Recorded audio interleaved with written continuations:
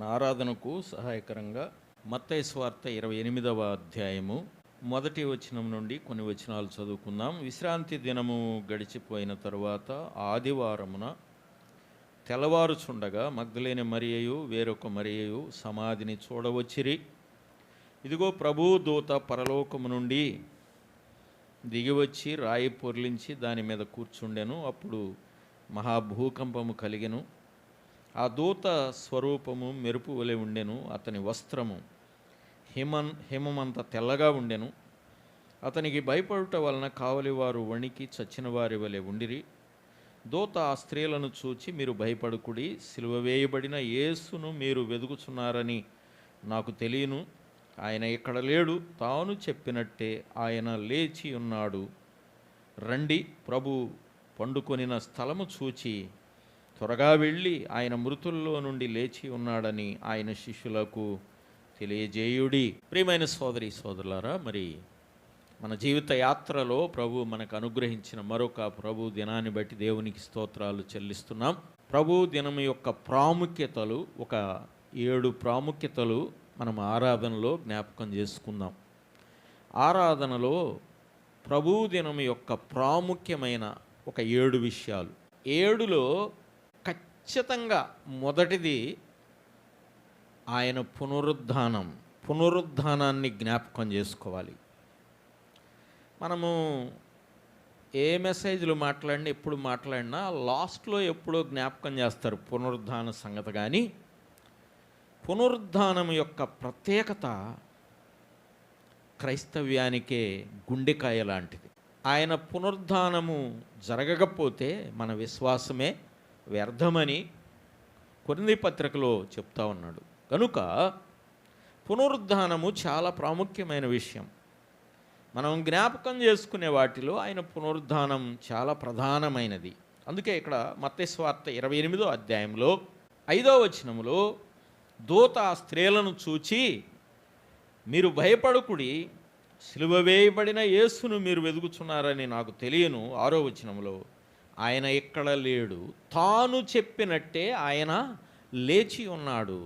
ఇప్పుడు లాజరు చనిపోయాడు, నేను మళ్ళీ లేస్తానని లాజరు చెప్పాడా? తెలుసా అసలు లాజరుకి? తెలియదు. చనిపోయాడు, అయిపోయింది, ఆమెను అనుకున్నారు. కానీ తిరిగి లేస్తానని లాజరుకు తెలియదు. ఎవరు మరణించినా అంతే, వారికి ముందుగా తెలియదు మరణిస్తామని. ఈ మానవ లోకంలో మానవులందరికీ అక్షరాల తెలిసిన సత్యం ఏంటంటే పోతే ఇంక రాడు, అంతే. కానీ యేసు ప్రభు వారు మాత్రం ముందుగానే చెప్పాడు. అంటే మరణం ఆయన మీద, మరణ ప్రభావము ఆయన్నేమీ చేయలేదు.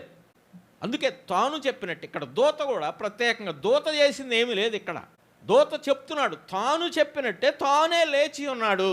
ఎవరో లేపింది కాదు, తనకు తానుగా లేచాడు. ఎలా లేచాడు? మరణాన్ని జయించి తిరిగి లేచాడు.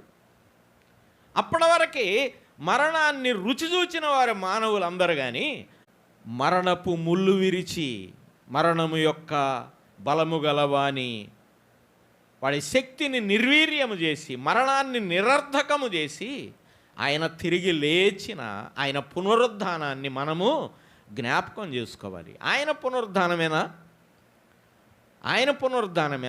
అందులో మన పునరుద్ధానం లేదా? ఎఫెసీ పత్రిక 2వ అధ్యాయము మొదటి వచనం మనం సారికి చదువుకునేది. ఎఫెసీ పత్రిక 2:1 మనం చూస్తాం, మీ పాపముల చేత అపరాధముల చేత మనము చచ్చిన వారమై ఉండగా ఆయన క్రీస్తుతో కూడా మనలను లేపాడు. ఆయన లేచుట ద్వారా మనం కూడా పాపముల నుండి అపరాధాల నుండి లేచే ఆ పద్ధతి ఆయన పునరుద్ధానము ద్వారా ప్రారంభించబడింది. యేసుప్రభు వారు స్వయంగా ఈ మాట చెప్పారు. యోహాను సువార్త 5వ అధ్యాయము 24వ వచనములో, నా మాట విని నన్ను పంపిన వాని యందు విశ్వాసం ఉంచువాడు నిత్య జీవము గలవాడు, వాడు తీర్పులోనికి రాక మరణములో నుండి జీవములోనికి ఎలా దాటాడు అంటే ఆయనతో కూడా దాటాం. ఆయన పునరుద్ధానం 2000 సంవత్సరాల క్రితం జరిగింది. కానీ మన పునరుద్ధానం మనం ఎప్పుడు విశ్వసించామో అప్పుడు, ఆయన్ని విశ్వసించినప్పుడు ఆయన్ని హృదయంలో చేర్చుకున్నప్పుడు నువ్వు నేను మనము ఆయనతో కూడా లేపబడ్డాం. ఒక మాట చూడండి, రోమాపత్రిక 6వ అధ్యాయంలో అపోస్తలుడైన పౌలు గారు ఆ విషయాన్ని జ్ఞాపకం చేశాడు. రోమాపత్రిక 6వ అధ్యాయంలో 4వ వచనం 6:4 చెప్పాడు, కాబట్టి తండ్రి మహిమ వలన క్రీస్తు మృతుల్లో నుండి ఎలాగూ లేపబడెనో, ఆయన ఎలాగూ లేపబడెనో అలాగే మనము కూడా నూతన జీవము పొందిన వారమై నడుచుకొనున్నట్లు మనము బాప్తిస్మము వలన మరణములో పాలు పొందుటకై ఆయనతో కూడా పాతి పెట్టబడ్డాం, తిరిగి ఆయనతో కూడా లేపబడ్డాం. లేక కొలస్సీ పత్రిక 2వ అధ్యాయం 12వ వచనంలో ఆ మాట ఇంకా కొంచెం క్లియర్గా ఉన్నది చూడండి. కొలస్సీ పత్రిక 2వ అధ్యాయము 12వ వచనంలో, మీరు బాప్తిస్మమందు ఆయనతో కూడా పాతి పెట్టబడిన వారై ఆయనను మృతులలో నుండి లేపిన దేవుని ప్రభావమందు విశ్వసించుట ద్వారా ఆయనతో కూడా లేచితిరి.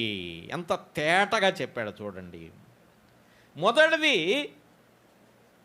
మన ఆరాధనకు మూలమైన మన ప్రియ ప్రభువు ఎందుకు ఆరాధనకు మూలమయ్యాడంటే ఆయన మరణాన్ని జయించి తిరిగి లేచాడు.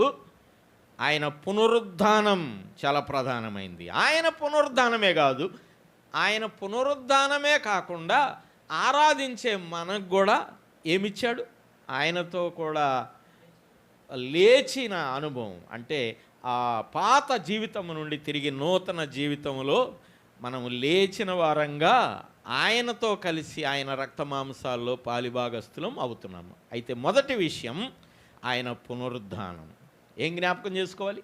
ఆయన పునరుద్ధానం. అదే సమయంలో, దేవా నేను పాపముల చేత చచ్చిన వాడనై ఉండగా నన్ను నీతో కూడా లేపావు అని ఆయన పునరుద్ధానము ద్వారా మనకు కలిగిన పునరుద్ధానాన్ని కూడా మనము, ఇది దేహ పునరుద్ధానం కాదు కానీ పాపముల నుండి విడిపించబడి క్రీస్తు ప్రభువులో జీవించే పునరుద్ధానం మనకి ఇచ్చాడు. రెండో విషయం చూడండి.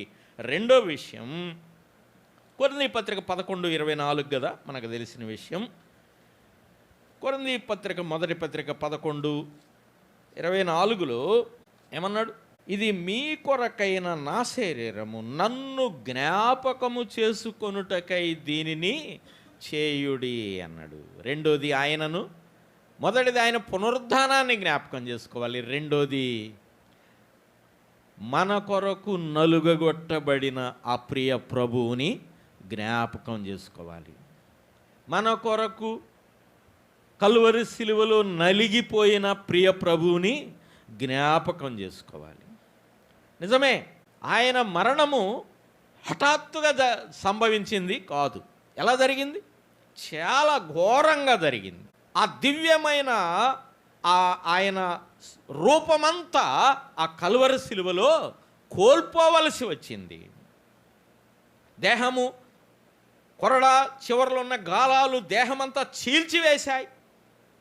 పక్కలో బళ్ళెము, అది గుండెలోకి పొడవబడింది. తల మీద ముండ్ల కిరీటం, తల చుట్టూ ముళ్ళు దిగబడ్డాయి. తల మీద నుంచి రక్తము ముఖం మీద కిట్ట కారి తెట్లగట్టాయి. అంతేకాదు, బళ్ళెము పొడిచినప్పుడు రక్తము నీరు కారాయి. అంటే రక్తం అయిపోయి నీరు కారింది. అంటే రక్తమంతా మన కొరకు చిందించాడు. ఇది జ్ఞాపకం చేసుకోవాలి.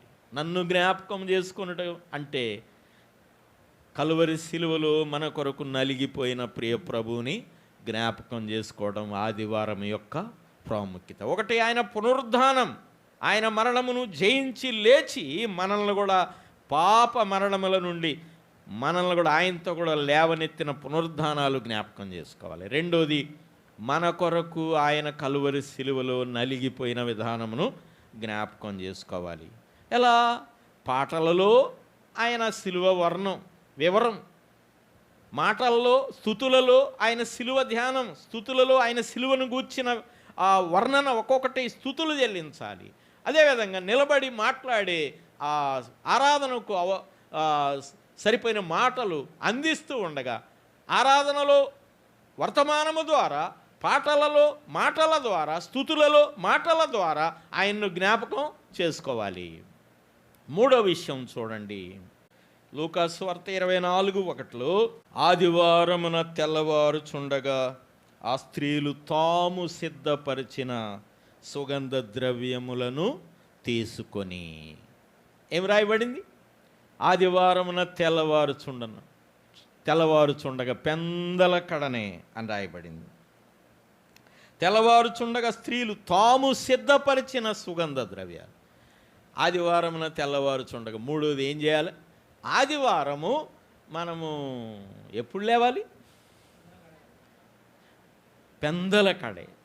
ఆ లేవటమే ఎలా లేవాలి? ఈ వచ్చిన మంత ఏం మాట్లాడుతుంది? వారు ఎందుకు పెందల కాడ లేచారు? వారు సిద్ధపరిచిన అంటే అప్పటికప్పుడు సిద్ధపరుచుకున్నారా? ముందే సిద్ధపడి ఉన్నారా? శనివారమే సిద్ధపడ్డారు.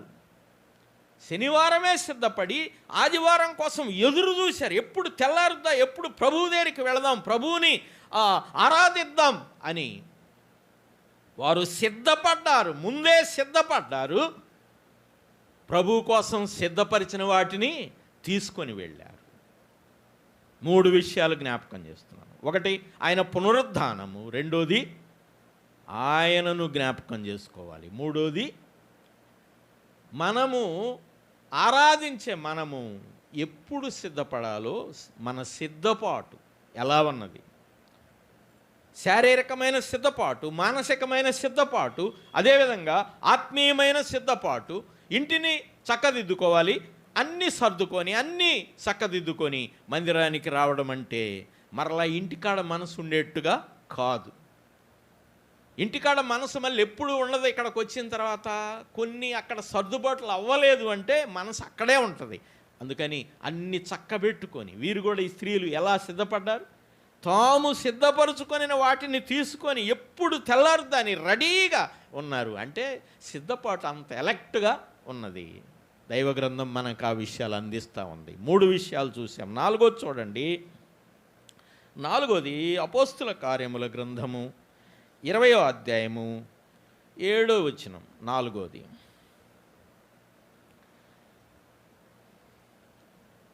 ఆదివారమున మేము రొట్టె విరుచుటకు కూడినప్పుడు అన్నాడు.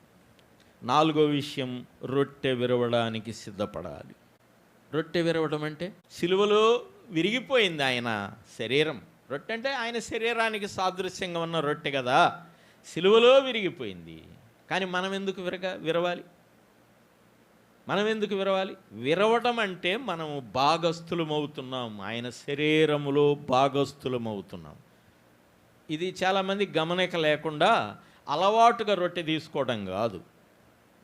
ఇది మన కొరకు నలిగిపోయిన ప్రభువు, మన కొరకు విరిగిపోయిన ప్రభువు, మన కొరకు ఆ సిలువలో తన్ను తాను అర్పించుకొని ఆ ప్రియ ప్రభు శరీరం అని వివేచిస్తూ ఆ శరీరంలో మనం భాగస్థులం అవుతున్నామంటే రొట్టె విరవడానికి మనం సిద్ధపడి వచ్చాం. రొట్టె విరవడానికి సిద్ధపడిన హృదయాలతో అది ప్రభు శరీరం అని అందులో పాలు పొందడం ఆరాధీకులమైన మన భాగ్యం. ఎన్ని విషయాలు చూసాం? 4 విషయాలు. ఒకటి, పునరుద్ధానుడైన ఆయన పునరుద్ధానము, దానిలో మనం కూడా లేపబడ్డాము. రెండవది, కల్వరి సిలువలో తన స్వరూపమంతా కోల్పోయిన ప్రియ ప్రభువును జ్ఞాపకం చేసుకోవడం. మూడోది, ఆరాధనకు తెల్లవారుచుండగానే సిద్ధపడి మనల్ని మనం సిద్ధపరచుకొని ప్రభు సన్నిధికి రావడానికి మనం సిద్ధపాటు కలిగి ఉండాలి. మూడోది. 4వది, రొట్టెలో పాలు పొందడం అంటే ఆయన శరీరంలో మనం పాలి భాగస్థులం అవ్వడం. 4 విషయాలు. 5వది చూడండి, కొరింథీయులకు రాసిన మొదటి పత్రిక 11వ అధ్యాయము 28వ వచనం. 5వది, కొరింథీయులకు రాసిన మొదటి పత్రిక 11:28. కాబట్టి ప్రతి మనుష్యుడు తన్ను తాను పరీక్షించుకోవాలి. 5వది ఏం చేయాలి? ఆరాధన ఎలా చేయాలంటే ఎలా పడితే అలా కాదు, పరీక్షించుకొని ఆరాధనలో పాలు పొందాలి. ఏం పరీక్షించుకోవాలా? ఆయన్ని పరీక్షించడం కాదు, పక్కోళ్ళని పరీక్షించడం కాదు, పక్కోళ్ళని ఒకరినొకరు పరీక్షించుకోవడం కాదు. ఏమనుంది ఆ మాట? ప్రతివాడు. కాబట్టి ప్రతి మనుష్యుడు, అంటే ప్రతి ఆరాధించే వ్యక్తి అని, ప్రతి మనుష్యుడు తన్ను తాను పరీక్షించుకొనవలెను అన్నాడు. పరీక్షించుకోవాలి. ఒకరినొకరు పరీక్షించుకునేది కాదు ఆరాధనలో, మనల్ని మనం పరీక్షించుకోవాలి. ఏమని పరీక్షించుకోవడంలో కూడా ఏమని? నేను ఆరాధన చేయడానికి అర్హుణ్ణా కాదా, అర్హుణ్ణా కాదా? ఈ వారమంతట్లో నోరు జారింది, చూపు జారింది, క్రియలు, చేతుల ద్వారా జారిన క్రియలు, ఆయా పొరపాట్లు దైనందిన జీవితంలో మానవ నైజం సహజమైంది కనుక ఏదో ఒక పొరపాట్లు దొరికినప్పుడు, మనస్సాక్షి గద్దించినప్పుడు ఒక్కొక్కటి మనం ప్రభు ఎదుట ఒప్పుకొని సరి చేసుకొని సవరించుకొని ఇక్కడికొచ్చి సరి చేసుకున్న తర్వాత పరీక్షించుకోవడం, అంటే సరి చేసుకోవడమే, పరీక్షించుకొని అందులో పాలు పొందాలి. ఐదోది ఏంటది? పరీక్షించుకోవాలి. ఆరాధనలో పరీక్షించుకోవాలి. ఆరోది చూడండి, ఆరో విషయము, ఆరోది ఇక్కడే అపోస్తుల కార్యముల గ్రంథం 20వ అధ్యాయము 7-8 వచనాలలో, 20వ అధ్యాయము 7-8 వచనాలలో ఏమన్నాడు? ఆదివారమున మేము రొట్టె విరుచుటకు కూడినప్పుడు పౌలును మరునాడు వెళ్ళనై ఉండి వారితో ప్రసంగించుచు అర్ధరాత్రి వరకు విస్తరించి మాటలాడుచుండెను. ఆరోది ఏంటంటే బోధనా పద్ధతి. ఆరాధనలో ఏముంది? బోధన ఉంది, ప్రచురణ ఉంది, బోధించడం. ఏమోలే వాళ్ళకాళ్ళు బోధించుకుంటున్నారు, మాకేందని. బోధించేది ఎందుకు? ఇని వదిలేయడానికా? బోధించేది ఎందుకు చెప్పండి? బోధిస్తున్నప్పుడు ప్రభు ఏం మాట్లాడుతున్నాడు, నాతో ఏం మాట్లాడుతున్నాడు, ఈ మాట ఈరోజు ఎందుకు నాతో ఇలా మాట్లాడుతున్నాడని ఆ మాటల్ని మనం అంగీకరించి, మనం ఆ మాటల్ని నాకే అని మన జీవితానికి అన్వయించుకొని ఆ మాటల ప్రకారం మనం ప్రవర్తించాలి. ఎందుకంటే ఇక్కడ దేవుని వాక్యము సూటిగా తేటగా ప్రభువే మనతో మాట్లాడుతూ ఉండగా మన జీవితాలు దిద్దుకోవాలి. 6 విషయాలు చూసాం. 7వది చూడండి, కొరింథీయులకు రాసిన మొదటి పత్రిక 16వ అధ్యాయంలో, కొరింథీయులకు రాసిన మొదటి పత్రిక 16వ అధ్యాయము 2వ వచనం చూడండి. నేను వచ్చినప్పుడు చందా పోగు చేయకుండా ప్రతి ఆదివారమున మీలో ప్రతివాడును తాను వర్ధిల్లిన కొలది తన యొద్ద కొంత సొమ్ము నిలువ చేయవలెను. 7వది ఏంది? ప్రభువుకి ఇచ్చేది. ఆదివారమున ప్రభువుకి ఇచ్చే దినం ఇది, అవును కదా? ఆదివారమున మనం ఏ రోజు పడితే ఆ రోజు ఈ కార్యాన్ని చెయ్యం. ఎందుకంటే ఆరాధన అంటే మన హృదయార్పణతో పాటు మన స్వేచ్ఛార్పణ కూడా ఆదివారమునే ప్రభువుకి ఇస్తాం. హృదయాలు అర్పిస్తూ అదే సమయంలో మన చేతులతో ఇచ్చేవి, స్వేచ్ఛార్పణ కూడా ఇచ్చేది ఆదివారమే. ప్రభువుకి ఇచ్చే దినం గనుక హృదయాలు ఇచ్చాం, అదే సమయంలో దేవుని పని కొరకై మన చేతులతో ప్రభువుకి ఇచ్చేవి కూడా ఇచ్చి, నేను ఆయనకి ఇచ్చి నష్టపోయానని ప్రపంచంలో చెప్పగలిగిన వారు ఎవరు ఉన్నారంటవా? ఎవరు లేరు. మీరు నాకు ఇచ్చి నన్ను శోధించండి, మీకు ఆకాశపు తూములు విప్పి ఇయ్యబడును అని ప్రభు చెప్పాడు. గనుక 7 విషయాలు, ఆరాధనలో 7 విషయాలు ఒకసారి వరుసన సీరియల్గా జ్ఞాపకం చేసుకుందాం. 1, మొట్టమొదటిగా ఆయన పునరుద్ధానాన్ని జ్ఞాపకం చేసుకోవాలి. 2వది, ఆయన మన కొరకు కలువరిలో తన స్వరూపాన్ని కోల్పోయిన ఆ ప్రియ ప్రభువుని జ్ఞాపకం చేసుకోవాలి. 3వది, ఆదివారంన సిద్ధపడాలి. పెందల కడనే సిద్ధపడి ప్రభువుని ఎప్పుడు ఆరాధిద్దామని మనము చాలా తొందరపడి చాలా ఆసక్తి కలిగి ఉండాలి.